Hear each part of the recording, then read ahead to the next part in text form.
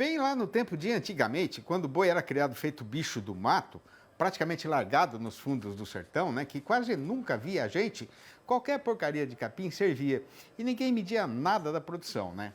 A diferença daquela época para o tanto de tecnologia que a gente usa nas pastagens de hoje em dia é estratosférica. E os ganhos em produtividade e lucratividade também não tem nem comparação, né? Mas a intensificação da atividade exige do companheiro boiadeiro primeiro conhecimento e depois estratégia e planejamento para poder ter garantia do retorno do investimento. E para esticar uma prosa a respeito de como é que isso pode ser feito, a gente está tendo a satisfação de receber aqui no nosso arranchamento a visita virtual do zootecnista e consultor Adilson de Paula Almeida Aguiar, que vai participar da nossa entrevista do dia, falando ao vivo por vias internéticas, aqui mesmo da capital paulista. Boa noite, Adilson. Muito obrigado por você ter aceitado o nosso convite. Seja muito bem-vindo aqui no nosso arranchamento, viu? Faça o favor de ficar à vontade, que a casa aqui é sua. Eu que agradeço o convite, a primeira oportunidade de participar do seu programa. E para mim é um diferencial muito grande, é uma honra, na verdade, e uma alegria imensa e espero contribuir. Muito obrigado. A honra é nossa, viu? Ô, Adilson, qual é a primeira coisa que o companheiro fazendeiro tem de fazer para começar a intensificar a produção na sua propriedade? Eu recomendo que ele contrata uma consultoria especializada. Olha, eu sou bisneto, neto, filho de pecuarista, tem 34 anos que eu trabalho com pecuaristas, com produtores, e eu não vejo eles sozinhos conseguindo planejar e executar projetos principalmente intensificados. Essa consultoria, ela deverá primeiro inventariar os recursos que tem naquela propriedade, depois emitir um diagnóstico da situação atual e potencial, e junto com o produtor e sua equipe e sua família, estabelecer um plano de metas de curto, médio e longo prazo, e com base nesse plano de metas fazer um planejamento de curto, médio e longo prazo, e aí na fase de execução treinar sistematicamente as pessoas que irão executar o projeto, controlar bem os indicadores técnicos e econômicos, trabalhar em cima de orçado e realizado, e pode ser no final de cada trimestre, a cada 6 meses, mas obrigatoriamente uma vez por ano, fechar os resultados técnicos e econômicos para tomada de decisão para continuar com o planejado. Muito bom. Planejamento é fundamental, né? Agora, disso, pensando primeiramente, então, no pasto que vai ser oferecido ao gado, né? Como é que a escolha da variedade de capim que vai ser usada na propriedade pode influenciar aí a produtividade e a intensificação da produção na fazenda? Então, dentro da execução desse projeto, quando nós vamos para a execução da parte técnica, na verdade, a primeira etapa e a mais importante é a escolha das espécies forrageiras. Eu trabalho com 9 parâmetros para a escolha de espécies forrageiras, sendo que o parâmetro que norteia a decisão final da escolha é a adaptação das espécies forrageiras às condições climáticas da região onde está a propriedade, já que o ser humano não consegue mudar a condição climática. Até hoje, o que nós conseguimos através de ciência, tecnologia, é substituir água de chuva por água de irrigação. Na radiação solar, temperatura, foto, período, volume, distribuição de chuva, o ser humano não tem domínio sobre isso. Então, o primeiro parâmetro é a adaptação a condições climáticas. Depois, a características do solo, que também o ser humano não consegue mudar, que são elas o relevo, a profundidade, a pedregosidade e a drenagem do solo.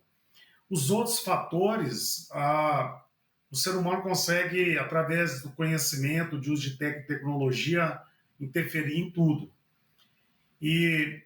Então, assim, independente de ser um sistema que eu vou intensificar ou não, se a espécie forrageira não estiver adaptada a essas características de clima e de solo, eu não vou conseguir ter persistência dessa espécie forrageira lá na propriedade. E muito menos para intensificar. não tem como eu corrigir solo, adubar, irrigar, intensificar a produção da pastagem se aquelas espécies não vão adaptar alguma característica do ambiente que eu não consigo mudar. Agora, como é que o pecuarista faz, Adilson, para não errar na hora de entrada e de saída da boiada em cada área de pasto? Ou seja, assim, tem 40 anos que a pesquisa internacional vem confirmando que o manejo pela altura é um procedimento prático aplicado em fazendas comerciais, até mesmo os funcionários da fazenda, os peões, os vaqueiros, conseguem trabalhar com os manejos de altura. Para cada espécie de capim, tem altura de entrada e tem altura de saída, se for pastoreio de lotação alternada ou rotativa, ou então a altura média, se for pastoreio de lotação contínua.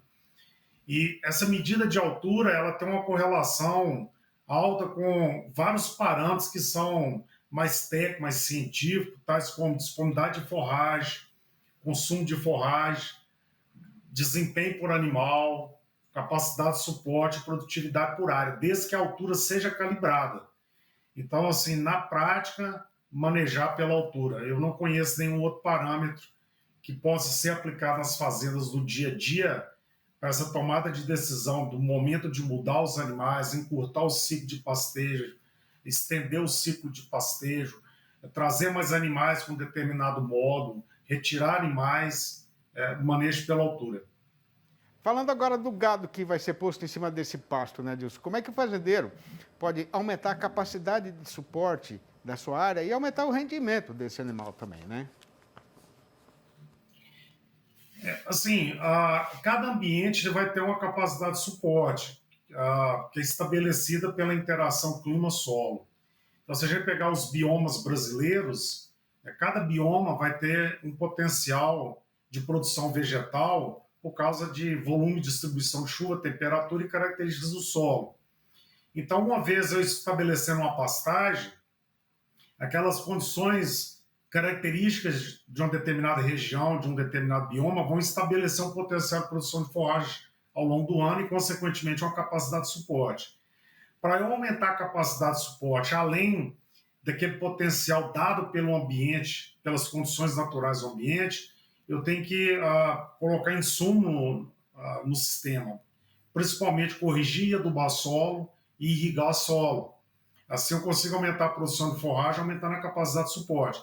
É claro que para eu chegar nessa etapa, eu tenho que ter começado lá com escolha das forrageiras que são adaptadas a condições de clima e solo, estabelecer bem a pastagem, uma boa infraestrutura de água, de coxo, de piquetes, manejar corretamente o pastoreio pelas alturas de entrada e saída, controlar a planta daninha e inseto praga. Aí, para aumentar a capacidade de suporte, é corrigindo, adubando e irrigando. Eu posso aumentar a taxa de lotação, aumentando a eficiência de pastejo, suplementando os animais. Mas aumentar a capacidade de suporte, eu tenho que aumentar aquele potencial que é dado pela condição natural daquele ambiente. Muito bom.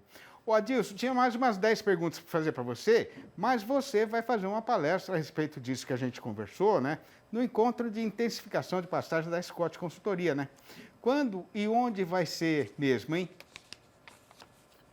Cid, vai ser em Ribeirão Preto, nos dias 24 e 25 de setembro, no centro de eventos do Ribeirão Shop. A minha palestra vai ser no primeiro painel do dia 24, mas eu estarei lá nos 2 dias participando, porque a programação está muito rica, muito diversificada. Vão lá muitos especialistas, produtores também que vão apresentar seus estudos de caso. Então, eu estarei lá nesses 2 dias participando. Muito bom. Adilson, muito obrigado pela sua participação no programa. A gente agradece demais as suas informações muito precisas, né?